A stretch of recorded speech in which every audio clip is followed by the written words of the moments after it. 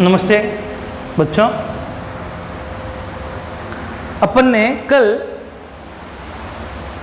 आवेश एवं उसके गुणधर्म पढ़े थे।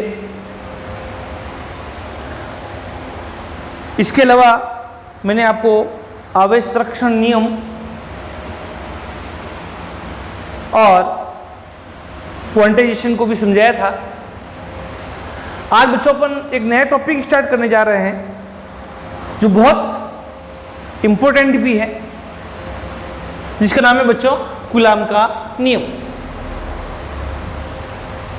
ये कूलाम का नियम दो बिंदु आवेशों के मध्य आकर्षण या प्रतिकर्षण बल के लिए दिया गया था। एक चीज बेटा ध्यान रखना, ये दो बिंदु आवेशों के मध्य दिया गया था। किसके लिए दिया गया था? दो बिंदु आवेशों के लिए दिया गया था। तो जब भी आप डेफिनेशन लिखें तो वह बिंदु आवेशों को जरूर लिखें, नहीं तो बच्चों डेफिनेशन गलत हो सकती है। तो बेटा क्या है, अगर आप इसके अंदर लिखेंगे तो अपन क्या लिखेंगे? इस नियम के अनुसार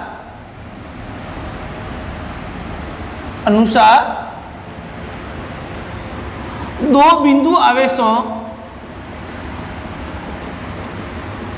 के मध्य लगने वाला आकर्षण या प्रतिकर्षण का बल दोनों आवेशों के परिमाणों के गुणनफल के समानुपाती तथा उनके मध्य दूरी के वर्ग के व्युत्क्रमानुपाती होता है तथा बल की दिशा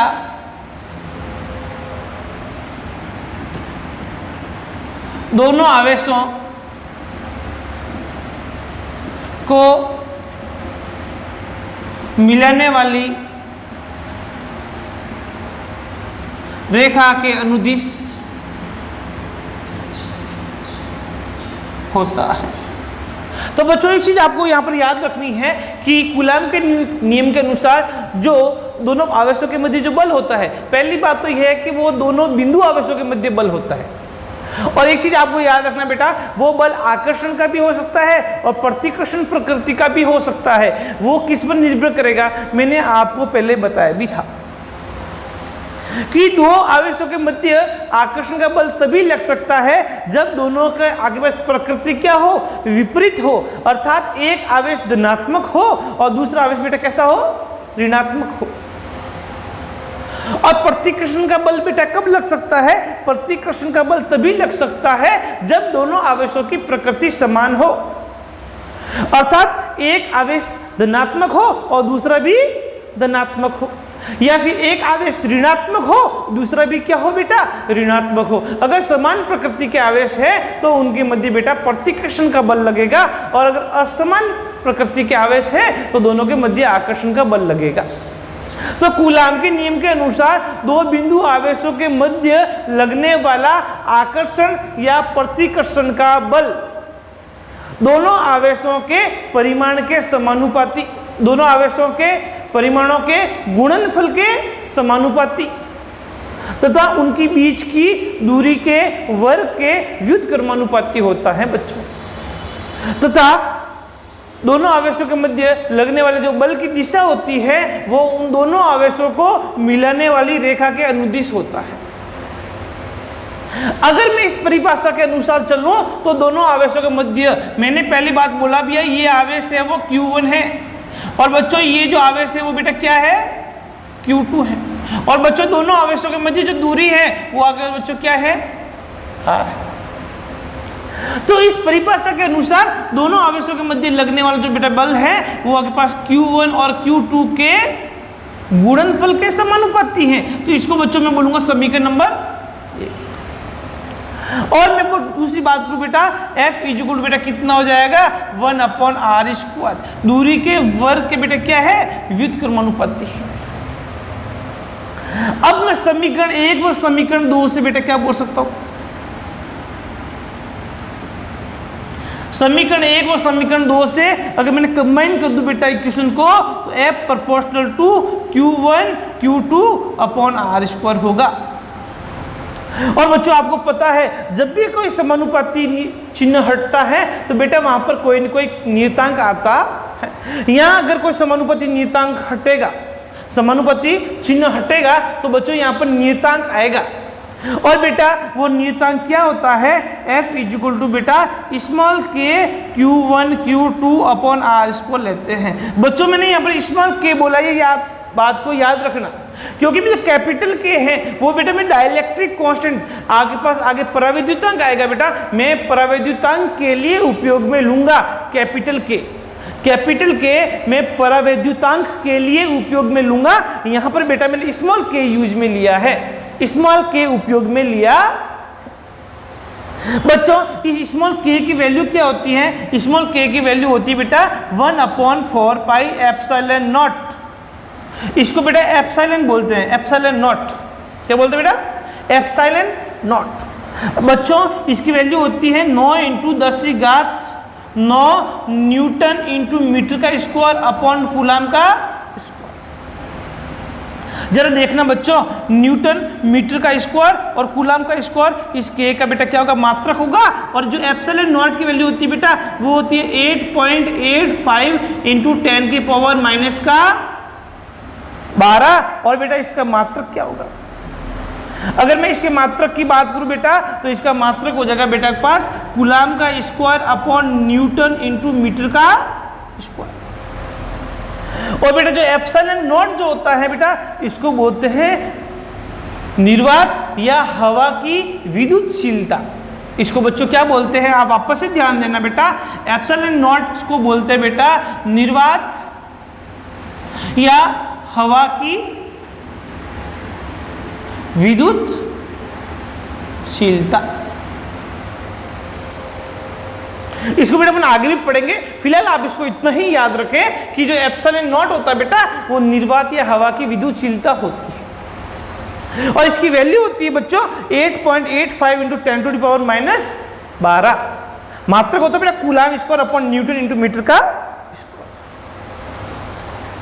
अब बच्चों अपन आगे चलते हैं, तो बेटा मैं इसको क्या लिख सकता हूं, दो आवेशों के मध्य निर्वात या हवा में जो बेटा बल होगा वो होगा 1/4πε0 Q1 Q2/r का।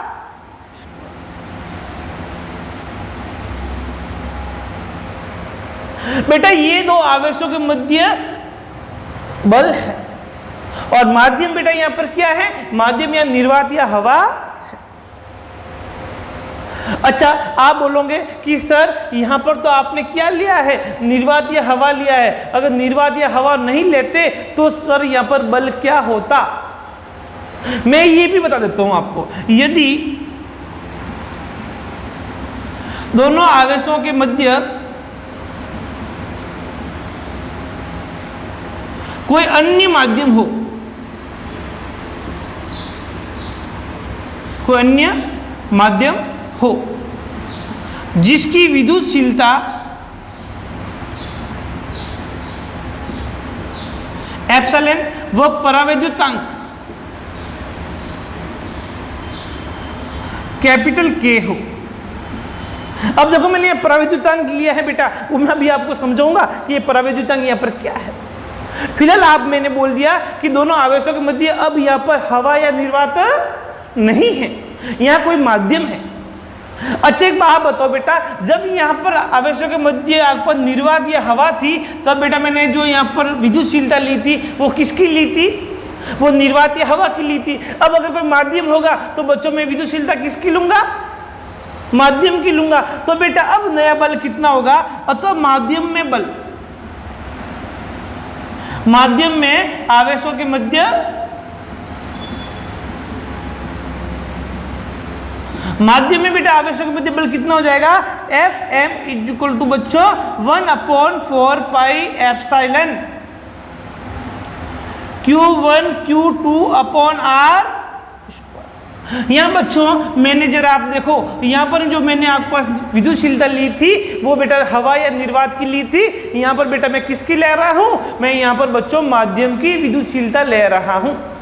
अब जरा देखो, यहाँ तक आपको सब कुछ समझ में आ गया होगा।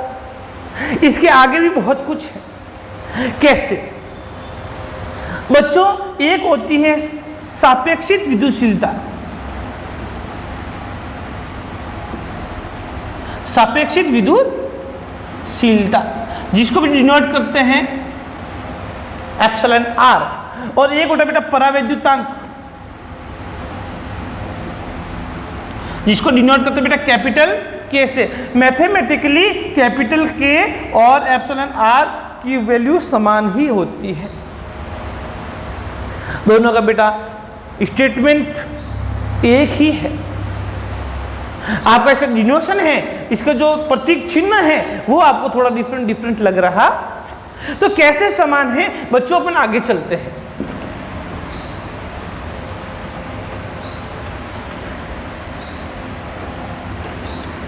देखिए, मैंने बोला कि किसी माध्यम का परावैद्युतांक या फिर सापेक्षित विद्युतशीलता का मान माध्यम की विद्युतशीलता और निर्वात की विद्युतशीलता के अनुपात की तुल्य होती है। तो परावैद्युतांक भी क्या होगा, परावैद्युतांक की परिभाषा भी यही होगी।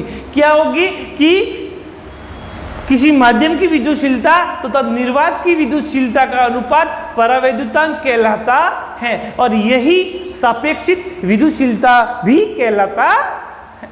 ये बच्चों आपके समझने लायक चीज है कि सापेक्षित विद्युतशीलता भी क्या होती है, सापेक्षित विद्युतशीलता भी आपके पास माध्यम की विद्युतशीलता तथा निर्वात की विद्युतशीलता के अनुपात के तुल्य होती। तो बच्चों देखो, यहां पर एप्सिलॉन की वैल्यू कितनी हो जाएगी। एप्सिलॉन की वैल्यू बेटा मुझको निकालना है तो क्रॉस मल्टीप्लाई कर दो k इंटू एप्सिलॉन नॉट, या फिर बेटा कितना होगा एप्सिलॉन नॉट एप्सिलॉन आर। मैं इसको बेटा एप्सिलॉन नॉट k भी लिख सकता हूं, epsilon not k epsilon naught epsilon. अब बच्चों मैं ये वैल्यू आपको इस समीकरण के अंदर लिख देता हूं। तो माध्यम के अंदर बेटा आवेशों का मध्य नया बल कितना हो जाएगा, 1/4 pi epsilon naught epsilon r Q1 Q2 upon r का स्क्वायर। या फिर बेटा मैं ऐसा भी बोल सकता हूं 1/4 पाई एप्सिलॉन के। बेटा एक बार मैंने एप्सिलॉन की value epsilon naught epsilon r के रूप में लिख दी, या फिर मैं ऐसा भी लिख सकता हूं कि एप्सिलॉन नॉट के Q1 Q2 अपॉन आर का स्क्वायर। अच्छा एक बात बताओ बच्चों, यहां पर आप एक चीज देख रहे होंगे बेटा, ये जो चीज है वो क्या है, 1/4 pi epsilon naught Q1 Q2 upon r square. बच्चों एक बात बताओ, ये निर्वात या हवा में आवेशों का मध्य बल है या नहीं?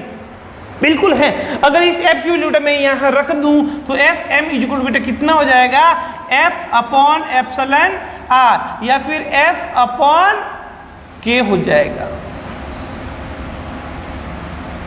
तो बच्चों मैं एक चीज यहां पर एक और लिख सकता हूं बेटा, क्या K या फिर एप्सिलॉन आर की वैल्यू कितनी हो जाएगी बेटा, दो क्रॉस मल्टीप्लाई कर दो तो F अपॉन Fm। यहां बच्चों परावैद्युतांक की एक नई परिभाषा बन जाती है। क्या बन जाती है कि किसी माध्यम का परावैद्युतांक दो आवेशों के मध्य निर्वात में लग रहे बल तथा माध्यम में लग रहे बल का अनुपात परावैद्युतांक या सापेक्षित विद्युतशीलता कहलाता है। किन्हीं दो आवेशों के मध्य माध्यम में लग रहे बल तथा किसी दो आवेशों के मध्य निर्वात या हवा में लग रहे बल तथा उन्हीं आवेशों के मध्य समान दूरी पर माध्यम में लग रहे बल का अनुपात परावैद्युतांक या सापेक्षित विद्युतशीलता कहलाता है। ये बेटा परावैद्युतांक की नई परिभाषा बन जाती। तो बच्चों ये परिभाषा आपको याद भी रखनी है, क्या कि किसी माध्यम का परावैद्युतांक दो आवेशों के मध्य निर्वात में लग रहे बल तथा समान स्थिति में उन आवेशों के मध्य माध्यम में लग रहे बल का अनुपात उस माध्यम का परावैद्युतांक या उस माध्यम की विद्युतशीलता कहलाता। बच्चों इस पे अच्छे क्वेश्चन भी बनता है। कैसे बनता है जरा देखना। मैंने बोला यदि दो आवेशों के मध्य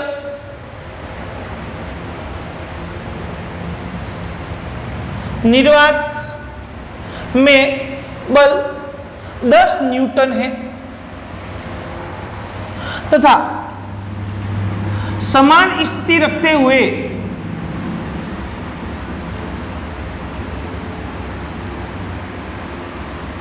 उस निकाय को ऐसे माध्यम में ले जाया जाता है जिसका परावैद्युतांक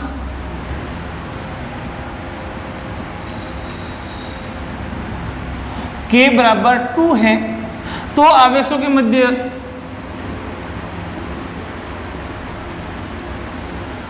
नया बल क्या होगा। अब मैंने क्या बोला कि दो आवेशों के मध्य निर्वात में बेटा बल कितना है, 10 न्यूटन है। आपको निकालना किसमें बेटा, माध्यम में बल निकालना है। और कैसे माध्यम में ले जाया जाता बेटा, उस माध्यम में का जो परावैद्युतांक है वो बेटा K इक्वल कितना है, 2 है। अभी अपन ने पढ़ा बेटा क्या कि परावैद्युतांक का मान क्या होता है भैया, कि निर्वात में आवेशों के मध्य बल तथा समान स्थिति में माध्यम में आवेशों के मध्य लग रहे बल का अनुपात परावैद्युतांक कहलाता है बेटा। अगर मेरे को ये Fm निकालना है तो बेटा क्रॉस मल्टीप्लाई कर दो, F अपन बेटा कितना हो जाएगा, और यहाँ पर F है बेटा वो आपके पास क्या है, निर्वात में बल है, और परावैद्युतांक का मान बेटा कितना है, 2 है। तो बेटा उस माध्यम के अंदर बेटा बल कितना हो जाएगा, 10 न्यूटन हो जाएगा बच्चों। एक बात बताओ, इस क्वेश्चन को मैंने डायरेक्टली सॉल्व किया, आपको बेटा F इक्वल टू पहले एयर में निकालने की जरूरत नहीं है, आप इससे नहीं निकालना फिलहाल, आपको ये लंबा हो जाएगा। सेकंड थिंग बेटा, आपको आवेशों में दूरी भी नहीं दे रखी है, दोनों आवेशों का परिमाण भी नहीं दे रखा है, तो ये फॉर्मूला तो आपको नहीं लगाना है। आपको बच्चों कौन सा फॉर्मूला लगाना है, आपको मैंने जो बताया था ये वाला फॉर्मूला लगाना है। आप डायरेक्टली बेटा इस क्वेश्चन को कर सकते हो, और ऐसे बेटा क्वेश्चंस आते भी हैं, और ऐसे क्वेश्चंस सामान्यतया जो कॉम्पिटिटिव एग्जाम्स होते हैं बेटा उसमें आता है, क्योंकि समय भी कम बचता है और वहाँ पर बच्चों में हड़बड़ाहट भी होती है, और इसमें अगर आप हड़बड़ाहट नहीं रखेंगे तो आप ऐसे क्वेश्चंस को आसानी से समझ के आप फट से सॉल्व कर सकते हैं। मैं बच्चों कल आपको coulombs law in vector form सदिश के रूप में कूलाम के नियम को समझाऊंगा, और ये आपको आज पढ़ना है। उसके बाद बच्चों इसमें बहुत अच्छे अच्छे न्यूमेरिकल्स बनते हैं, बड़ा आनंद आएगा उन न्यूमेरिकल्स को करने का, और अपन बेटा कल सदिश रूप में कूलाम्स को नियम को पढ़ेंगे, उसके बाद में अपन न्यूमेरिकल्स करेंगे। तब तक बच्चों आप अपना ध्यान रखें और अपनी पढ़ाई को चालू रखें। हाँ, अगर आपको इस पे क्वेश्चंस करने हैं बेटा तो आप गूगल प्ले स्टोर पर जाकर एक्सीलेंस कैरियर इंस्टीट्यूट नाम से एप्लीकेशन सर्च करें, उसमें अपना रजिस्ट्रेशन कर दें, और रजिस्ट्रेशन करने के बाद में बेटा वहाँ पर स्टडी मटेरियल है, आप स्टडी मटेरियल के अंदर जाकर आप फिजिक्स में जाएं, और आप केमिस्ट्री में भी जा सकते हैं, आपको केमिस्ट्री के नोट्स मिलेंगे वहाँ पर। आप फिजिक्स में जाएं, और फिजिक्स में जाने के बाद बच्चों आप उस नोट्स को खोलें, और उसमें क्वेश्चंस दे रखे हैं, अच्छे अच्छे क्वेश्चंस दे रखे हैं, वो क्वेश्चंस आप सॉल्व करें। मैं तो आपको करवाऊंगा भी, आप अपने प्रैक्टिस के लिए क्वेश्चंस भी कर सकते हैं। तब तक अपना बेटा ध्यान रखें। Thank you.